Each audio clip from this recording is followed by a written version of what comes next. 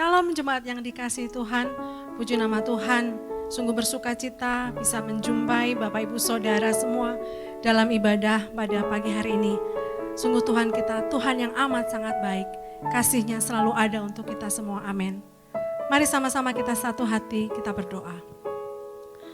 Kami mengucap syukur Tuhan untuk hari yang baru yang Tuhan berikan untuk kami semua. Kalau kami ada saat ini, itu semua karena kasih karunia-Mu. Terima kasih Tuhan untuk penyertaan-Mu hari demi hari. Berkat-Mu, kasih-Mu, cinta-Mu yang kami rasakan sungguh sempurna dalam kehidupan kami. Bapa, dengan penuh kerinduan, pagi hari ini kami bersama umat-Mu dimanapun mereka berada. Sungguh kami mau satu hati Tuhan, kami mau memuji, kami mau memuliakan nama-Mu karena kasih-Mu untuk kami semua.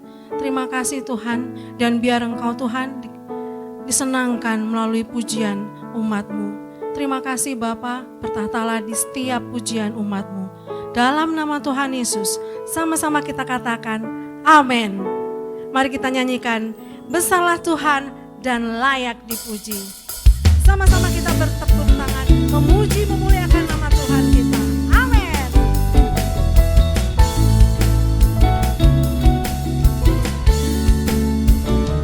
Yuk sama-sama. Besarlah Tuhan dan layak dipuji. Besarlah kekal semasanya. Aman berlindung dalam naungannya. Ya Allah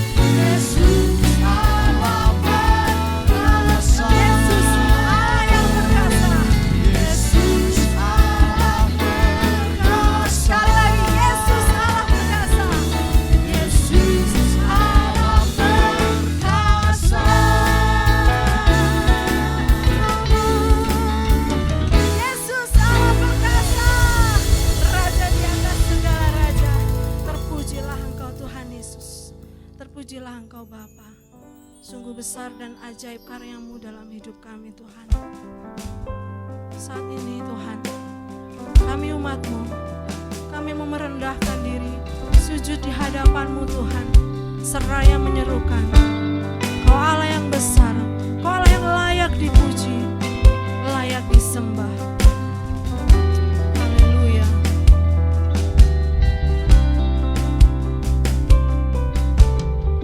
Besar dan ajaiblah karya-Mu, adil dan benarlah jalan-Mu,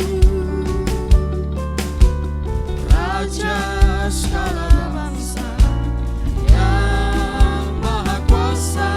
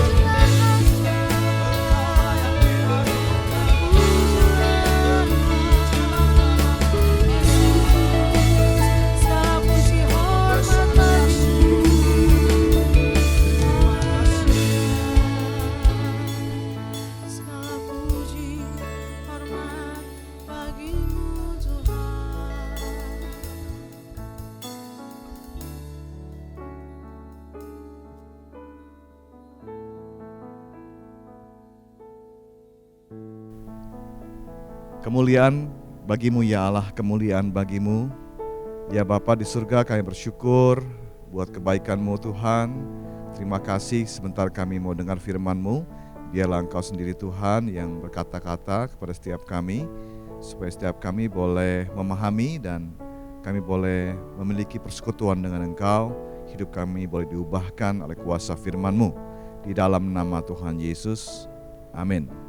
Shalom saudaraku, hari ini kita akan sama-sama belajar tentang doa yang diajarkan oleh Tuhan Yesus. Mari kita baca Lukas 11 ayat 1 sampai 13. Kita akan baca terlebih dahulu Lukas pasal 1 ayat yang pertama. Pada suatu kali Yesus sedang berdoa di satu tempat. Ketika ia berhenti berdoa, berkatalah seorang dari murid-muridnya kepadanya, "Tuhan, ajarlah kami berdoa, sama seperti yang diajarkan Yohanes kepada murid-muridnya." Saudaraku, Tuhan Yesus adalah seorang yang suka berdoa. Murid-muridnya memperhatikan bagaimana gurunya. Pagi-pagi benar ketika hari masih gelap, Yesus pergi ke tempat yang sunyi itu berdoa. Di tengah pelayanan Yesus berdoa. Usai pelayanan Yesus menyendiri ke tempat yang sunyi berdoa. Mengapa Yesus berdoa, saudaraku? Karena Yesus mementingkan hubungannya dengan Bapaknya. Kita harus menyadari bahwa Yesus itu adalah firman yang adalah Allah yang menjadi manusia. Di dalam pribadi Yesus Kristus itu ada dua kodrat. Ada kodrat ilahi, karena dia firman yang adalah Allah yang menjadi manusia, tapi dia juga ada kodrat manusia. Dan Yesus ketika hidup mendemonstrasikan bagaimana ia membutuhkan persekutuan dengan Bapaknya. Ia berdoa dan murid-murid memperhatikan bahwa gurunya itu sering berdoa. Makanya mereka berkata, "Tuhan, ajarlah kami itu berdoa." Kata Tuhan dalam bahasa aslinya kurios, artinya Lord, Tuhan, orang yang punya kuasa, punya wewenang. Tuhan, ajarlah kami untuk berdoa. Memang di bahasa Indonesia akhirnya dikasih kata huruf H ya, jadi Tuhan. Ada pengilahian di situ. Bahwa Yesus Kristus itu adalah kurios yang juga ilahi. Namun kita perlu menyadari bahwa Yesus ketika sudah menjadi manusia itu adalah manusia yang berdoa. Memberi contoh kepada kita bagaimana kita harus berdoa. Dan murid-muridnya minta diajari untuk berdoa. "Guru, ajar kami, Tuhan ajar kami untuk berdoa." Seperti Yohanes juga mengajarkan murid-muridnya untuk berdoa. Lalu Tuhan Yesus menjawab, saudara. Nah, jawaban Tuhan Yesus mulai dari ayat yang kedua sampai ayat 13 itu kita akan lihat dari 3 aspek. Aspek yang pertama adalah isi dari doa, yaitu doa Bapa kami. Kemudian aspek kedua adalah bicara soal ketekunan dalam doa. Dan aspek ketiga adalah iman dalam doa. Kita lihat yang pertama, aspek yang pertama adalah isi doa. Jawab Yesus kepada mereka, "Apabila kamu berdoa, katakanlah, Bapa, dikuduskanlah namamu, datanglah kerajaanmu, berikanlah kami setiap hari makanan kami yang secukupnya. Dan ampunilah kami akan dosa kami, sebab kami pun mengampuni setiap orang yang bersalah kepada kami. Dan janganlah membawa kami ke dalam pencobaan." Saudaraku, kalau kita perhatikan di sini ada 5 bagian ya tentang doa Bapa kami. Kalau kitab Injil Matius ada 7 bagian. Nah, yang pertama kalau kita mau berdoa, Tuhan Yesus mengajarkan doa seperti ini. Bapa. Panggil Allah sebagai Bapakmu. Datang kepada Allah sebagai anak yang datang kepada Bapa. Berdoa kepada Bapa di surga. Karena sesungguhnya Bapa di surga adalah sumber dari segala sesuatu. Kita datang kepada Allah berdoa. Nah, kalau saudara berdoa biasanya berdoa kepada siapa? Kepada Tuhan Yesus atau kepada Bapa di surga? Tuhan Yesus mengajarkan kalau kamu berdoa, apabila kamu berdoa, berdoa seperti ini. Bapa. Kita berdoa kepada Bapa. Bapa di surga. Kemudian puji dia. dikuduskanlah namamu. Kita datang kepada Allah dengan syukur, dengan pujian kepada Allah. Kalau kita mengenal nama-nama Allah, kita bisa memanggil dan memuji nama-nama Allah itu. Engkau ada El Shaddai, Allah yang maha kuasa. Engkau adalah El Olam, Allah yang kekal. Engkau El Roh, Allah yang melihat. Engkau adalah Yahweh Shammah, Tuhan yang maha hadir. Engkau adalah Yahweh Jireh, Tuhan yang menyediakan. Kita puji nama-namanya. Setelah itu kita berdoa minta datanglah kerajaan. Kerajaan Allah, pemerintahan Allah, itu harus jadi fokus kita dalam doa, saudaraku. Cari dahulu kerajaan Allah dan kebenarannya, maka semua akan ditambahkan. Jadi kalau kita datang berdoa, kita panggil Allah sebagai Bapa kita, lalu mulailah memuji Dia, mengucap syukur padanya, lalu mendoakan supaya kerajaan Allah datang, pemerintahan Allah datang dalam hidup kita pribadi lepas pribadi. Pemerintahan Allah datang dalam keluarga kita, pemerintahan Allah datang di dalam komunitas kita, di kota kita, di lingkungan kita. Setelah kita memuji Tuhan, setelah kita memprioritaskan kehendak Allah terjadi dalam hidup kita, baru kita minta untuk kebutuhan kita. Tuhan mengajarkan, berikanlah kami setiap hari makanan kami yang secukupnya. Makanan kami yang secukupnya. Hari ini adalah untuk hari ini. Besok adalah untuk besok. Besok kita minta lagi. Allah mengajarkan kepada kita supaya kita bergantung kepada Allah hari demi hari. Jadi Tuhan Yesus mengajarkan bergantunglah kepada Allah hari demi hari. Seperti umat Israel di padang gurun, bagaimana mereka dipelihara oleh Allah dari hari ke hari. Mereka menantikan mana, roti yang turun dari sorga.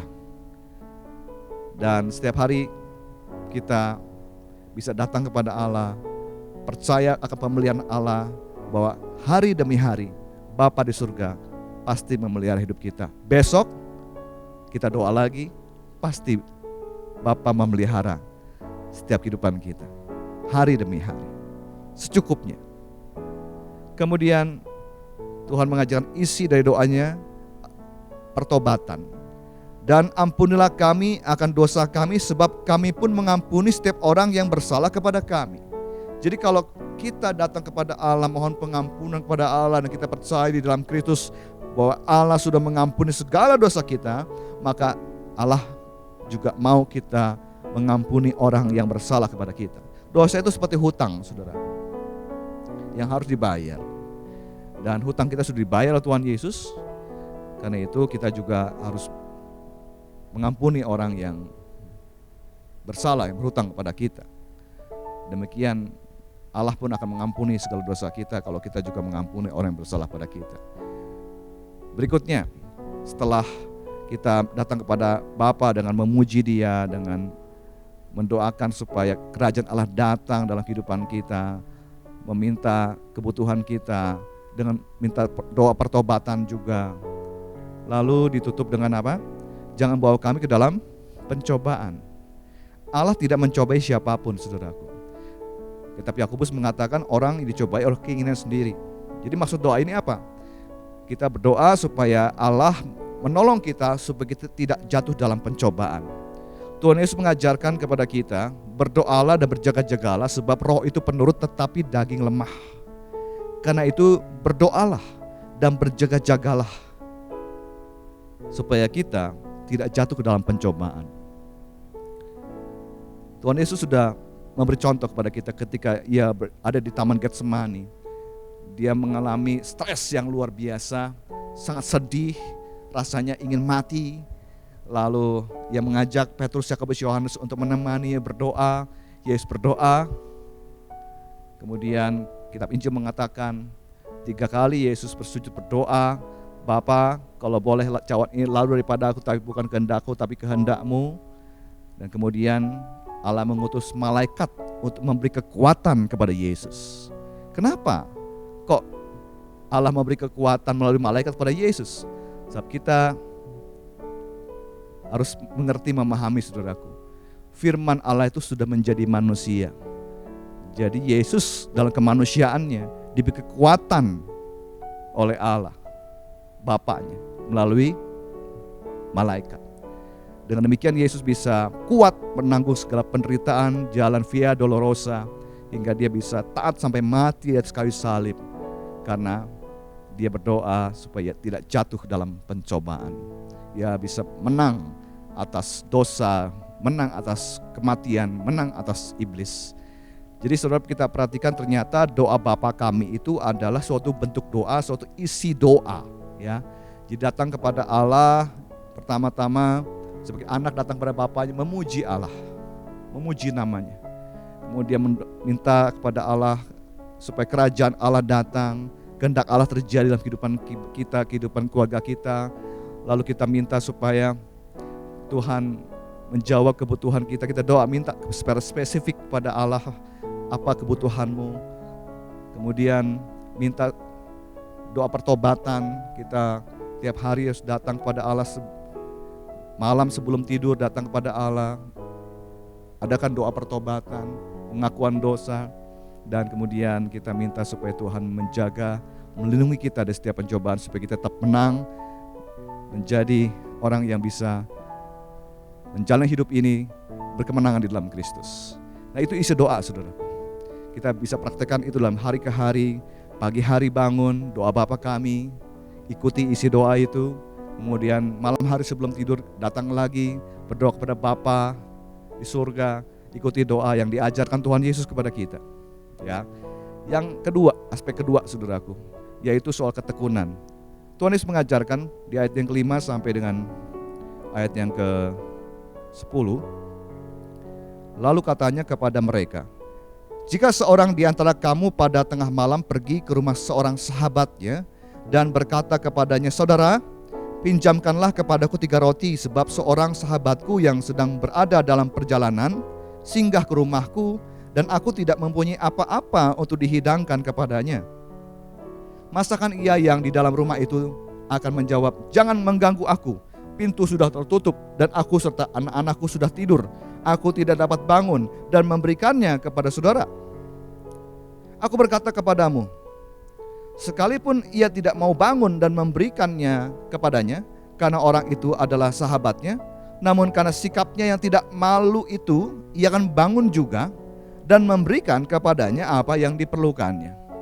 Oleh karena itu aku berkata kepadamu, mintalah maka akan diberikan kepadamu, carilah maka kamu akan mendapat, ketoklah maka pintu akan dibukakan bagimu. Karena setiap orang yang meminta menerima, dan setiap orang yang mencari mendapat, setiap orang yang mengetok baginya pintu dibukakan. Haleluya. Saudaraku, Tuhan Yesus kasih perumpamaan ya.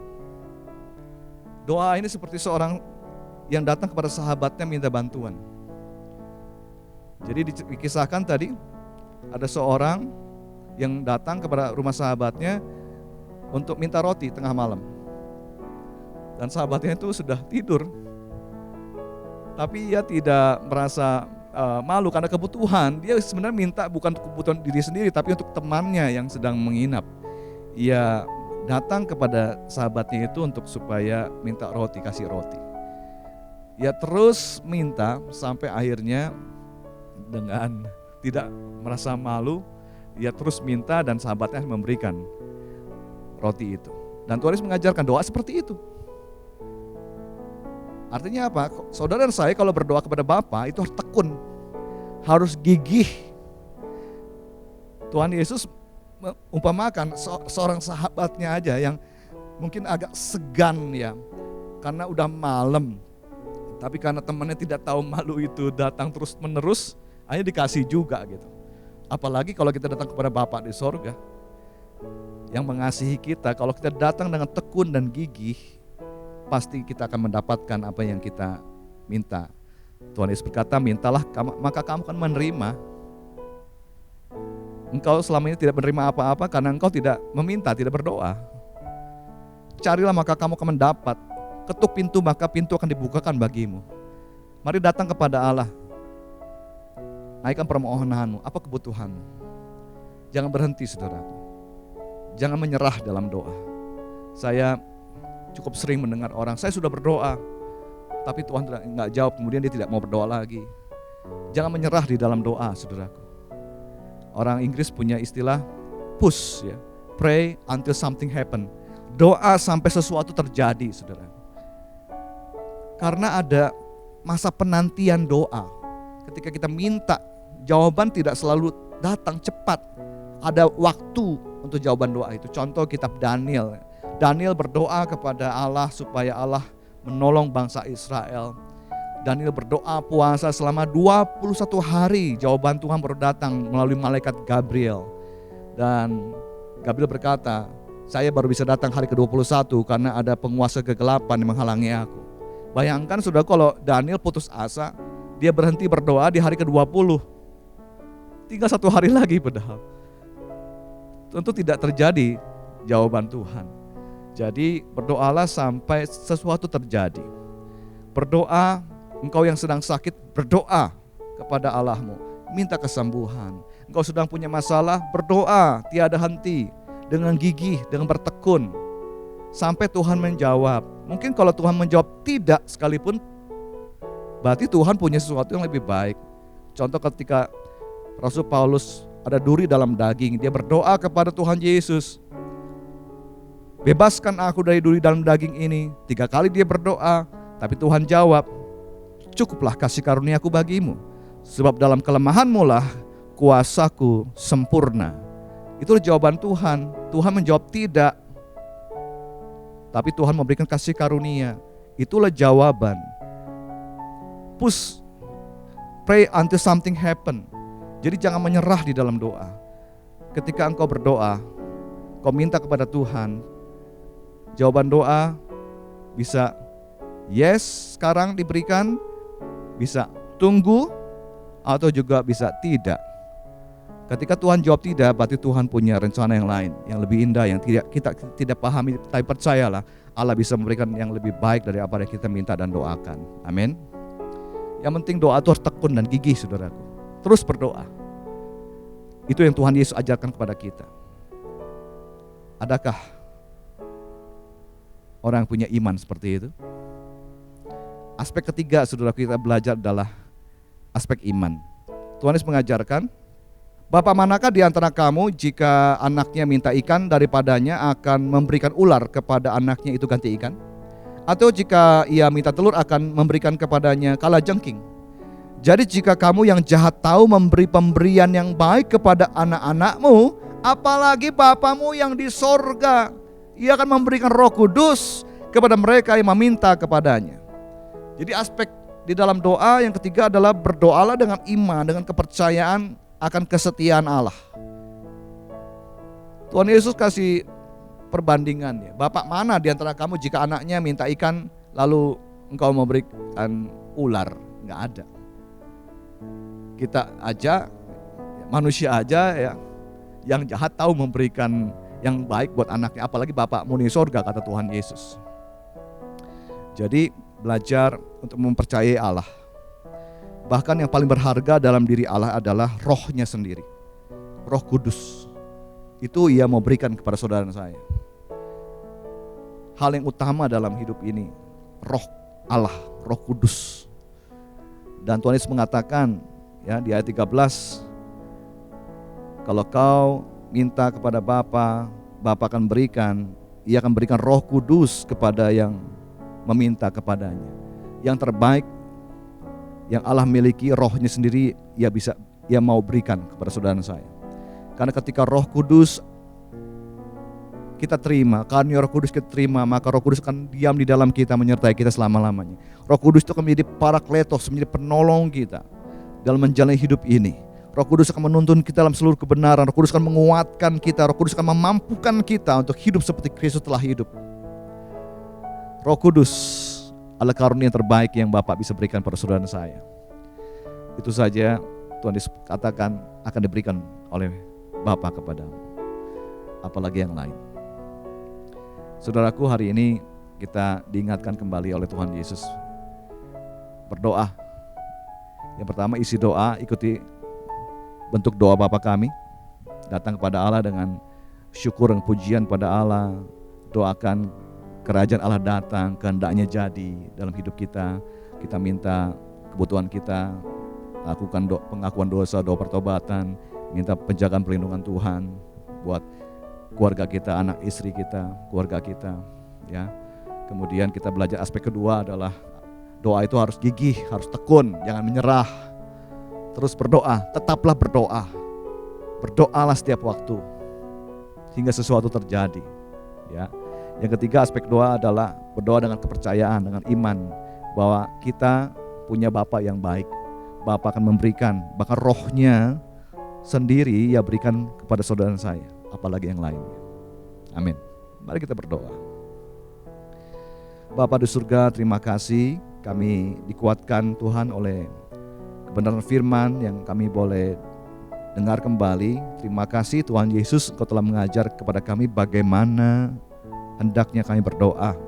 Kami diajar itu doa Bapa kami, dan terima kasih kami juga diingatkan Tuhan bahwa kami harus gigih, kami harus bertekun, harus endurance, harus punya daya tahan dalam doa.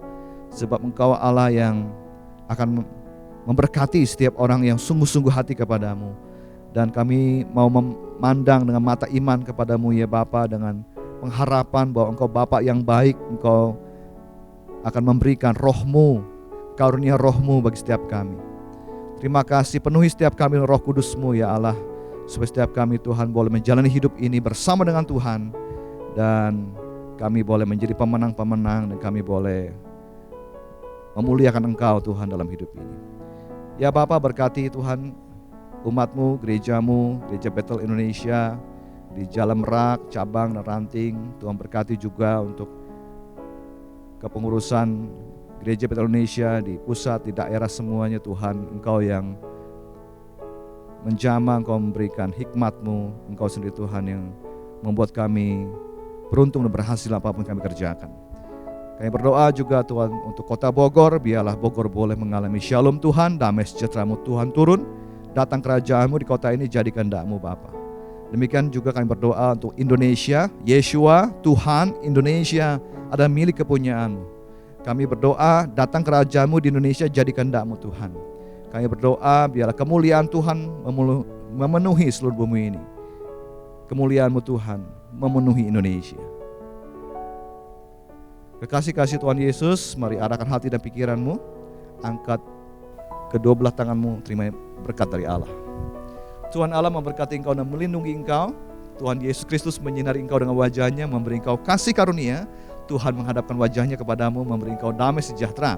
Kasih karunia Tuhan Yesus dan kasih Allah Bapa dan persekutuan Roh Kudus menyertai-mu selamanya.